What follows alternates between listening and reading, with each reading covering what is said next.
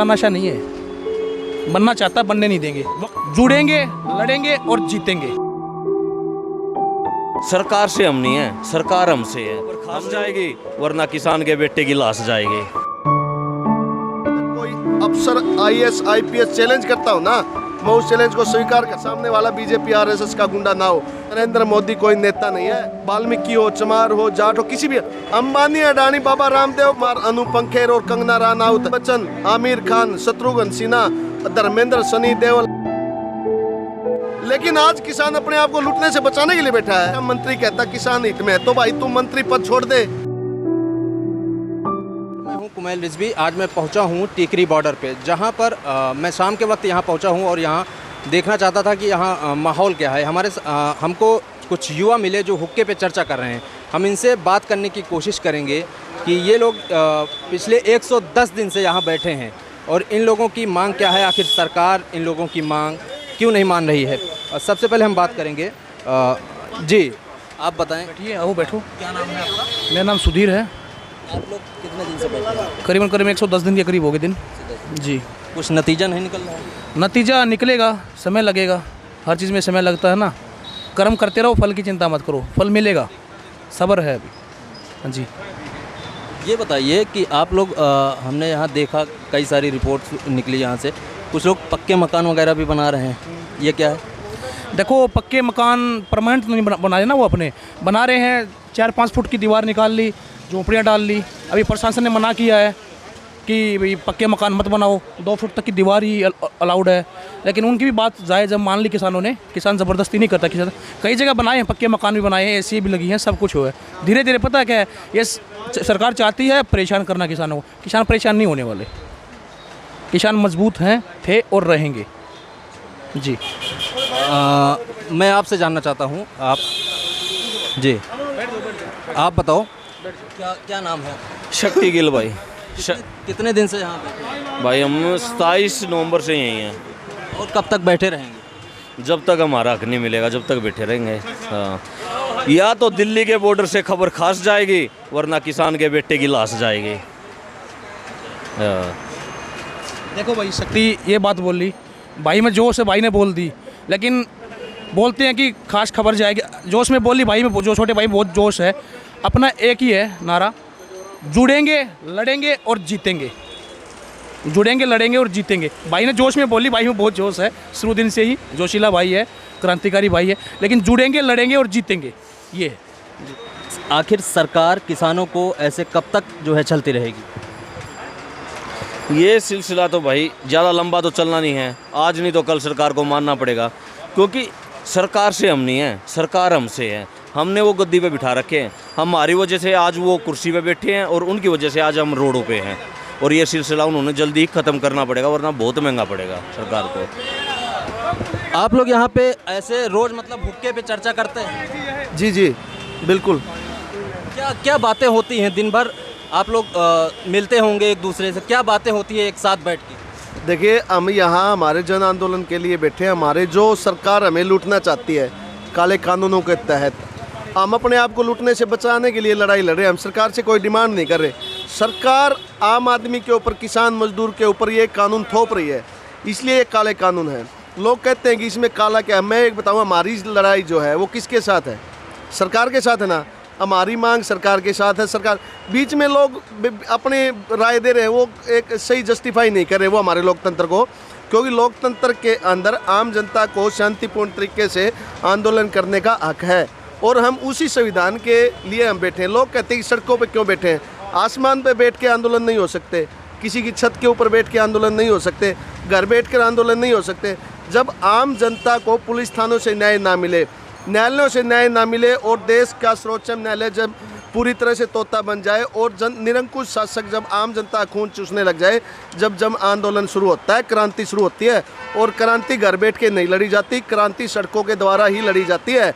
और यहाँ पे जो क्रांति चल रही है उसको 100 करोड़ भारतीय और 200 करोड़ और वर्ल्ड के अंदर उसका समर्थन है। आपने देखा भी होगा, यूएन के प्रेसिडेंट ने, कनाडा के प्रेसिडेंट ने, इंग्लैंड के प्रेसिडेंट ने किसान आंदोलन का, रोहित शर्मा ने, कपिल देव, इरफान पठान जैसी महान शख्सियतों ने किसान आंदोलन का समर्थन किया है। क्योंकि वो हमारे, आपने कहा कि फैसला कब होगा, फैसला तो प्रधानमंत्री की अगर नैतिकता उसके अंदर जीवित है और वो प्रधानमंत्री पद की गरिमा को पहचानते हैं तो फैसला तो एक दिन में, एक मिनट में हो सकता है।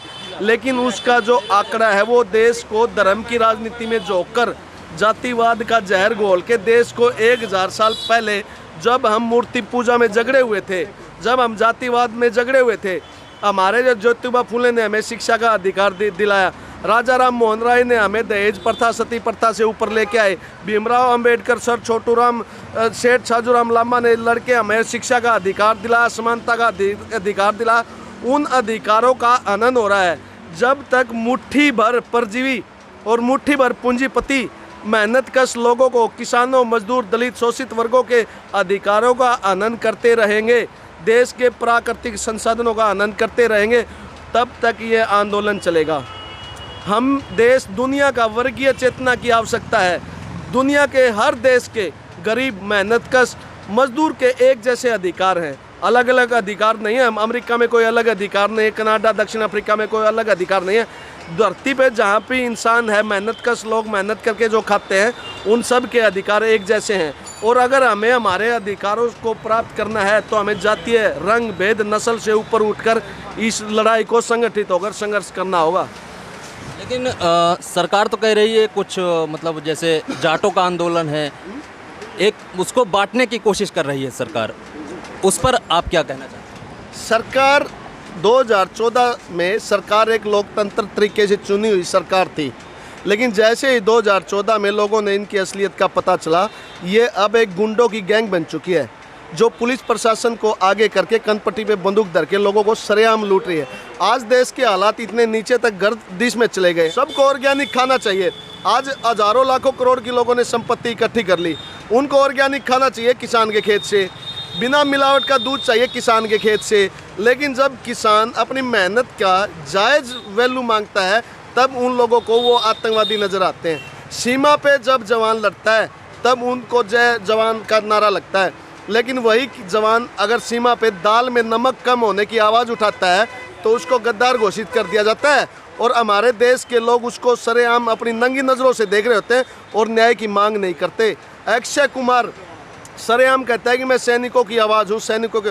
जब पुलवामा में 50 सैनिक हमारे देश के मरे और हमारे देश के मतलबी और चरित्रहीन प्रधानमंत्री ने उनके फ़ोटो अपने बैनर पे लगा के वोट मांगे, क्या अक्षय कुमार, अनुपम खेर और कंगना रनौत और जिन जिन लोगों के हाथों में मोमबत्तियाँ थी, क्या उन लोगों ने न्याय की मांग की? ये हमारे अंदर का दोगलापन है। अमिताभ बच्चन, आमिर खान, शत्रुघ्न सिन्हा, धर्मेंद्र, सनी देओल, अक्षय कुमार, अनुपम खेर, परेश रावल जैसे लोग टीवी पे आके कितनी बेशर्मी से कहते हैं कि कोरोना का टीका लगाओ। क्या उन लोगों को पता नहीं है कि कोरोना नाम की कोई बीमारी नहीं है? देश के अंदर अब तक कोरोना से एक मौत भी नहीं हुई। जितनी मौत हुई है वो फर्जी हुई है, जानबूझ के लगाए हैं ताकि लोगों के अंदर एक भय पैदा हो। उन जैसे दोगले लोगों को हम नेता मानते हैं, हम हीरो मानते हैं, जबकि वो जीरो हैं। ऐशो आराम की ज़िंदगी, उनके बच्चे तो विदेशों में पढ़ते हैं। शिक्षा नीति को लागू करके मजदूर वर्ग को ख़त्म किया जा रहा है, किसान वर्ग को ख़त्म किया जा रहा है। किसान के कानून लागू करके पूंजीपतियों को अमीर बनाया जा रहा है और मिडिल क्लास को ख़त्म किया जा रहा है। मैं देश की जनता से पूछना चाहता हूँ, अंबानी, अडानी, बाबा रामदेव को अमीर होते देखने में आपको कौन सी खुशी मिल रही है? यार वो दो लोग मान लिया दुनिया के अमीर आदमी बन भी गए तो आपके पल्ले क्या छोड़ेंगे? क्या अंबानी, हमें लोग कहते हैं कि अंबानी कॉन्ट्रैक्ट फार्मिंग के द्वारा किसानों का भला करेगा। अंबानी 1 महीने का रिचार्ज करता है तो 28 दिन हमारा नेट चलता है, 2 दिन तो वहाँ भी खा जाता है, 3 दिन पहले मैसेज शुरू हो जाने लगते हैं रिचार्ज के। जब वो 1 महीने का नेट नहीं दे सकता पूरे पैसे लेके, क्या हमें वो फसलों के दाम देगा? ये सरेआम गुंडागर्दी है। और आज एक लड़की का रेप होता है, हालात ऐसे हैं यूपी के अंदर, हरियाणा के अंदर, पूरे भारत के अंदर, अगर किसी लड़की का रेप होता है तो उसको सबसे पहला भय ये होता है कहीं सामने वाला बीजेपी आरएसएस का गुंडा ना हो, क्योंकि इज्जत तो जा ही रही है, वो तो रेप करेगा। अगर बीजेपी आरएसएस का बंदा है तो सरेआम वो मर्डर भी करेगा। और उसके माँ बाप न्याय मांगने अगर न्याय वहाँ गए पुलिस थाने में तो उसके बाप को ही मारेंगे। अगर बाई चांस वहाँ से बच गए और कहीं फैमिली फंक्शन में जाने तो बुलडोजर उनके ऊपर। ऐसे हालात 2014 के बाद हज़ारों केस हैं इस देश के अंदर। नरेंद्र मोदी कोई नेता नहीं है, वो आरएसएस का एक गुंडा है। और मोहन भागवत, अमित शाह, नरेंद्र मोदी टुकड़े टुकड़े गैंग के सरगना है। वो लोग हमें आतंकवादी बोल रहे हैं, मैं चैलेंज के साथ कहता हूँ, अजीत डोभाल इस बात का सबूत है, देवेंद्र डीएसपी इस बात का सबूत है। हर रोज़ रात को बैठ के वो लोग आतंकवादियों के टेबल पे बैठ के खाना खाते हैं वो लोग। और देश के खजाने को भरने वाले मेहनत कश मजदूर और किसान, जिनको कह दिया ये भरने के लिए बिना पैसे नहीं है, मान लिया सरकार के पास पैसे नहीं है तो अंबानी क्या हमें एहसान करेगा क्या हमारे ऊपर? वो टैक्स तो भरता नहीं देश के खजाने का, वो हमारे 70 करोड़ किसानों को, मजदूरों को भोजन करने के लिए उनके फसलों के उचित भाव देगा। ये सिर्फ घटियापन, दोगली राजनीति, लोगों की आंखों पे जो जातिवाद की पट्टी बांध रखी है। जिस एमपी ने इन बिलों के ऊपर साइन किए, चाहे वो किसी भी जाति का हो, ब्राह्मण हो, वाल्मीकि हो, चमार हो, जाट हो, किसी भी, वो गद्दार है। क्योंकि उनका नतीजा उनके पीछे खड़ी हुई हज़ारों लाखों की जो जनसंख्या उनको भुगतना पड़ा है। एक एमपी तो गाड़ी में चल लेगा, बड़ी कोठियाँ ले लेगा, लड़कों को विदेश में पढ़ लेगा, लेकिन जो देहात में रहते हैं, जो मजदूरी करते हैं, 1.5 किले के मजदूर जो ब्राह्मण हैं, छोटी दुकानदारी करने वाले जो कुम्हार हैं, 10,000 की ट्रांसपोर्ट में नौकरी करने वाले जो नाई हैं, वो कहाँ जाएंगे? क्या किसी एमपी ने उन सभी का ठेका उठा लिया? जो 1906 में अंग्रेजों ने इन कानूनों को लागू किया था तो हमारे देश का क्या हाल हुआ था? 90% जनसंख्या जिनमें सारी बिरादरियाँ थी, 90% अकेले किसान नहीं थे, उसमें मजदूर थे, दलित थे और सभी श्रवण जाति के लोग थे। 90% में शरीर पे पहनने के लिए कपड़े नहीं थे, पैरों में चप्पल नहीं थे, रहने के लिए छत नहीं थी। इन कानूनों के नतीजे थे वो, और इनके परिणाम अगर आपने देख ले हो तो आपके माँ बाप, पापा, दरदादाओं से, परदादाओं से पूछना कि उस टाइम हालात क्या थे। सुभाष चंद्र बोस, भगत सिंह, राजगुरु सुखदेव ने पूंजीवाद और साम्राज्यवाद के खिलाफ अपनी शहीदी दी थी, ना कि अपने को महान बनाने के लिए उन्होंने शहादत दी थी। और ये जो अब क्रांति का रूप ले चुकी है, ये जन आंदोलन है, इसमें ये नहीं पता कितनी पब्लिक है, कितना कुछ है, कब तक चलेगा। ये हमारे देश के प्रधानमंत्री की मोरल वैल्यू पे डिपेंड है कि वो कितना जल्दी फैसला करते हैं। अगर वो देश हित में फैसला चाहते हैं तो ये मांग को मानना पड़ेगा। अभी तो बातचीत का दरवाज़ा बंद हो गया है बिल्कुल, ना सरकार बात कर रही है, ना आपकी तरफ से कोई पहल की जा रही है। तो क्या आपको लगता है कि कुछ नतीजा निकलेगा? सर नतीजा तो निकलेगा, अब नहीं तो कुछ दिन बाद निकलेगा। वो तो कभी ना कभी फैसला तो देना ही पड़ेगा सरकार को, क्योंकि हम भी पीछे हटने वाले नहीं हैं। बस यही है, पीछे हटने वाले नहीं हैं आप कहा हक लेने आए भाई, हक लेके जाएंगे, ठीक है। नतीजा भी निकलेगा, अच्छा नतीजा भी आएगा। सरकार हमारा सब्र देखना चाह रही है, हम भी सब्र दिखा रहे हैं। हमारी तरफ से हमारे जो संयुक्त मोर्चा के नेता हैं, उन्होंने कब मना किया बात करने से? सरकारी बात नहीं कर रही, दे रखा उन्होंने तो अपने प्रपोजल कि बात करो, आओ, लेकिन वही बात नहीं कर रहे। कुछ दिन पहले मोदी बोल रहा था कि एक कोल की दूरी है, कहाँ गया वो? बोलने पता है क्या है, ये इस देश का तानाशा नहीं है, बनना चाहता है, बनने नहीं देंगे। वक्त का तानाशा है ये देश का, ठीक है, खुदा नहीं है इस देश का। बनना चाह रहा है, बनने किसान बनने नहीं देगा। कहीं भी जाता है, कहीं चला गया मंदिर में, मैं पुजारी बनना चाहता था, कहीं रोड का काम चल रहा है वहाँ चला गया, मैं कॉन्ट्रैक्टर बनना चाहता था, हॉस्पिटल में चला गया, मैं डॉक्टर बनना चाहता था, फौजियों के पास, भाइयों के पास चला गया, मैं आर्मी में जाना चाहता था। मैं मोदी को कहता हूँ जीरो की सभा में क्यों नहीं जाता? एक बार ये बोलते मैं बनना चाहता था, ठीक है, हम बोल रहे हैं, ये बात है भाई साहब। ये बताइए कि आप सब युवा हैं, बेरोज़गारी के बारे में क्या ख्याल है आप लोगों का? बेरोज़गारी, हमारे देश में बेरोज़गारी नाम की चीज़ नहीं है। अगर सरकार ईमानदारी से रोज़गार देना चाहे, हर घर से एक बंदे को रोज़गार दे सकती है। और अगर कोई अफसर IAS IPS चैलेंज करता हो ना, मैं उस चैलेंज को स्वीकार करता हूँ। 10 दिन के लिए प्रधानमंत्री बना दो भाई, सारे किसानों का कर्जा माफ़, बेरोज़गार को बेरोज़गारी भत्ता, हर घर में 20,000 से 25,000 रुपये तक की नौकरी मैं दे सकता हूँ। लेकिन कारण क्या है? 210 लाख करोड़ की अर्थव्यवस्था देश की, जिस पे 3 लाख करोड़ सिर्फ PDS सिस्टम पे खर्च होता है, बाकी 207 करोड़ रुपए उन नेताओं की उन बड़ी बड़ी कोठियों में जाता है जो कल तक बसों में तो टिकट फाड़ रहे होते थे, शराब के ठेके चला रहे होते थे, चकला चलाने वाले, सट्टा बाजार चलाने वाले लोग आज सरकार चला रहे हैं। जिनके पास 1.5 एकड़ ज़मीन नहीं थी, आज वो 1500 एकड़ उनके पास ज़मीन है। 50-50 एकड़ में उनके हर शहर में फार्म हाउस है, वो 200 लाख करोड़ रुपये वहाँ जाता है। आप बताइए, क्या आप शिक्षा आपके बच्चे को देते, क्या आप पैसे नहीं देते? मेडिकल के पैसे नहीं देते, बिजली के पैसे नहीं देते, या ट्रांसपोर्ट के पैसे नहीं देते? कपड़े लेके आते हो, चीनी पत्ती खाने की चीज़ आप पैसे देते हो ना, वो पैसा जाता कहाँ है? टैक्स का पैसा गवर्नमेंट खर्च कहाँ करती है? वो अपने ऐशो आराम की ज़िंदगी में खर्च करती है। और जो पूंजीवाद का सिस्टम है ना, ये गिने चुने पूंजीपति, पॉलिटिशियन प्लस ब्यूरोक्रेट्स, एक IAS IPS, आपने कभी देखा किसी IAS की जेल हुई? आपने देखा किसी मिनिस्टर या चीफ मिनिस्टर की जेल हुई?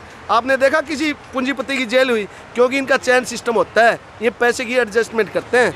अगर ईमानदारी से कोई प्रधानमंत्री बनेगा सिर्फ 10 दिन लगेंगे, सारा तो वर्ल्ड बैंक का कर्जा उतर जाएगा, हर घर से नौकरी मिलेगी और किसान का कर्जा माफ़ होगा। 2000 ये कहते हैं किसानों को कर्जा माफ़ करने पैसे नहीं है। 9 लाख करोड़ का एनपीए पूंजीपतियों का 10 जनों का 1 मिनट नहीं लगी राइट ऑफ करते हुए। ऐसा संविधान में कौन सा कानून है कि पूंजीपतियों का कर्जा माफ़ कर दो और 14 करोड़ किसान परिवार जिनमें 45 करोड़ जनसंख्या है उसका 7.5 करोड़ रुपये एनपीए आप माफ़ ना करो। यानी कि 45 करोड़ को तो आप खुशी नहीं दे रहे, 10 आदमियों को आपने खुशी देके दोबारा लोन दे दिया। वे घाटे में है फिर भी हेलीकॉप्टर में चल रहे हैं, हम घाटे में हैं तो हम आंदोलन करके ताती गर्म हवाओं में सर्दियों में सड़क पे पड़े। ये कौन सा न्याय है भाई? वो उनका कहना है कि इस आंदोलन ये जो बिल है इसमें ये किसान के हित में है। किसान अपने भाई हैं, आज नाराज़ हैं, कल हम उनको मना लेंगे, तो क्या ऐसा होने वाला है? किसने कहा है किसान हित में है? क्या वो खेती करते हैं? एक कुर्सी पे बैठा मंत्री कहता किसान हित में है, तो भाई तू मंत्री पद छोड़ दे। एक आईएएस अधिकारी कहता है किसान हित में है, तो तू कुर्सी छोड़ दे। जो भाई ये कहते हैं किसान हित में, हमारी ज़मीन है हम दे देंगे ठेके पे उनको, और उनको ठेके पे खेती कर लें, हम अफसरशाही में हम नौकरी कर लेंगे। बोल है ही किसी में हिम्मत? बेशर्म और घटियापन की हद है इस देश में। यहाँ मिलावटी, जमाखोर, चोर और रिश्वतखोर लोग रहते हैं। करप्शन हमारे देश में ऊपर से नीचे है, नीचे से ऊपर नहीं है। प्रधानमंत्री के ऊपर से वो चलता है। मान लिया 50 करोड़ का कोई प्रोजेक्ट है तो स्टेट में आता है तो उसकी कमीशन खोरी प्रधानमंत्री को जाती है। मुख्यमंत्री जिस डिपार्टमेंट में मिनिस्टर को जाता है उसको जाता है, मिनिस्टर उससे नीचे जो अफसर है उसमें जाता है। पीएन की औकात नहीं है 50 करोड़ के उसमें धांधली कर दे। पीएन की औकात नहीं है बिना आईपीएस से 100 रुपये की रिश्वत ले ले। तो करप्शन ऊपर से नीचे है, ना कि नीचे से ऊपर है। लेकिन इसमें जनता भी तो एक भागीदार मानी जाएगी ना करप्शन में, भ्रष्टाचार में। किसने कहा? जब एक रेल में चल रहा है बंदा बस में, मजबूरी में या किसी की 100 रुपये की जेब काट ली, हम उनको तो चोर बोलते हैं। और एक आईएएस अधिकारी 100 करोड़ के बजट में 4 करोड़ की रिश्वत लेता है, 10 करोड़ 1000 करोड़ के बजट में मंत्री रिश्वत लेता है। हम उन सफ़ेद पोशाक और खाकीदारियों को हम नेता और अफसर मान लेते हैं। हमारी मानसिकता कमज़ोर है और पढ़ाई मायने नहीं रखती। एजुकेशन, शिक्षा से उत्तम बुद्धि होती है। अगर कोई ये कहे ना शिक्षा उत्तम है, शिक्षा उत्तम नहीं है। हमारे देश को अगर किसी ने लूटा है तो शिक्षा जनों ने लिखा, जो कुर्सियों पे बैठे हैं। अनपढ़ आदमी क्या कर लेगा? अनपढ़ आदमी बस में 100 रुपये की जेब काट लेगा, 1000 काट लिए तो 2 जने उसके कान पे मारेंगे और उसकी टांग तो वहाँ तोड़ देंगे। तो ये जो हमारे देश के जो लोग हैं वो अपने अधिकारों के लिए नहीं लड़ते, वो दूसरों के मुद्दे में अपनी टांग फंसाते हैं। उनको मज़ा आता है। लोग कहेंगे किसान पागल है, मुरे के बैठे हैं। अरे भाई तेरे को क्या तकलीफ? तू नौकरी करा, तू नौकरी करना यार। किसी पुलिस अफसर की तनख्वाह बढ़ती है तब किसी किसान ने कहा कि इसकी तनख्वाह क्यों बढ़ी? किसी नेता की तनख्वाह बढ़ती है, किसी किसान ने आंदोलन किया कि इसकी तनख्वाह क्यों बढ़ी? जब कोई किराने का दुकानदार अपनी महंगाई बढ़ाता है, लूटता है श्रेय, तब किसी किसान ने आंदोलन किया। लेकिन आज किसान अपने आप को लूटने से बचाने के लिए बैठा है तो वे लोग अपनी बुद्धि जान रहे हैं कि वो गलत बैठे हैं। अरे मूर्खों, जब चाइना और पाकिस्तान आते हैं बॉर्डर पे तब तो तेरे मुख्यमंत्री, प्रधानमंत्री और ये दुकानदार कहते भाई किसानों हमें बचा लो, आप सीमा पे बिक जाओ, हमें बचा लो। और जब वहाँ सीमा सुरक्षित हो जाती है, ये नौटंकी करते हैं लोग। खून में गद्दारी है, वरना अगर हमारा डीएनए एक होता और हमारे अधिकारों को हम पहचानते ना तो नरेंद्र मोदी या जितने ही प्रधानमंत्री हुए उनकी औकात नहीं थी ऐसे कानून बनाने की। वो हमसे पूछ के कानून बनाते। लेकिन हम तो भाई बटे हुए हैं जातिवाद में, हमें किसी से कुछ लेना देना नहीं है। आपको नहीं लगता कि अब जो ये आंदोलन हो रहा है इसमें सब जो बटे हुए थे इकट्ठा हो रहे हैं? मैं बिल्कुल, जो हरियाणा में जाट आंदोलन हुआ वो प्री प्लान था। यशपाल मलिक ने प्री प्लान किया था, यशपाल राजकुमार सैनी आरएसएस के द्वारा वो प्रोजेक्ट था। जाट और नॉन जाट में खाई बढ़ गई थी। लेकिन इस आंदोलन की वजह से जो हमारे अधिकारों का हनन हो रहा था, और ये बताया भाई इसमें अकेले जाट को नुकसान नहीं है। खेती सर्व धार्मिक है, सर्व जातीय है।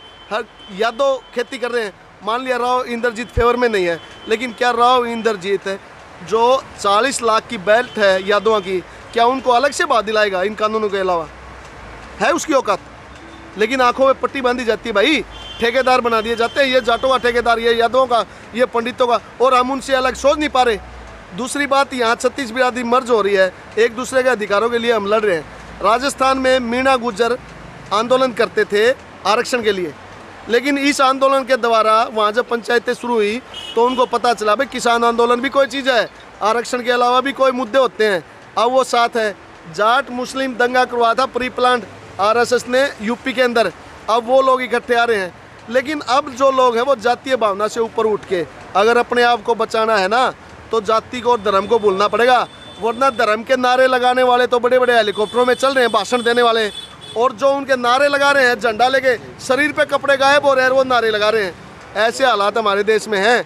लेकिन अब धीरे धीरे लोग जागरूक हो रहे हैं और अपने अधिकारों की लड़ाई लड़ने के लिए ये बहरूपियों की जो सरकार है जो धर्म के नाम पे लोगों को मूर्ख बना रहे हैं, खुद के रिश्ते मुसलमानों के साथ, और गांव में आते हैं देहात को कहते हैं कि मुस्लिम से आपको खतरा है, जातिवाद का जहर घोलते हैं और अब बड़ी बड़ी गाड़ियों में घूमते हैं, जबकि जातियों के लोग बेचारे पैदल धक्के खा रहे हैं। लेकिन अब लोग जान चुके हैं, समझ चुके हैं और आंदोलन अपनी पीक पे है।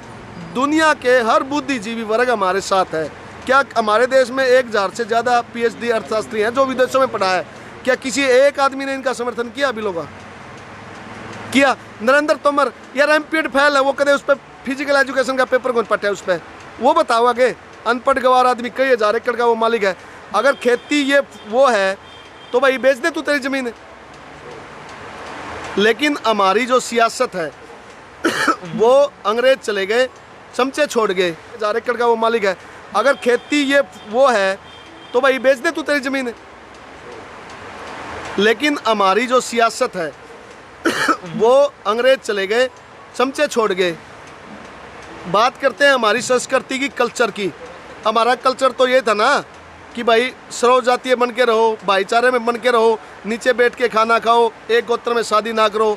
लेकिन वो क्या है, अंग्रेजों वाले उसमें मेज़ पे बैठ के खाएंगे, चम्मच के साथ खाएंगे, और लेकिन गांव में जाके ये कहेंगे कि हमारे हज़ारों साल की जो सभ्यता संस्कृति है उसको वापस लेके आएंगे।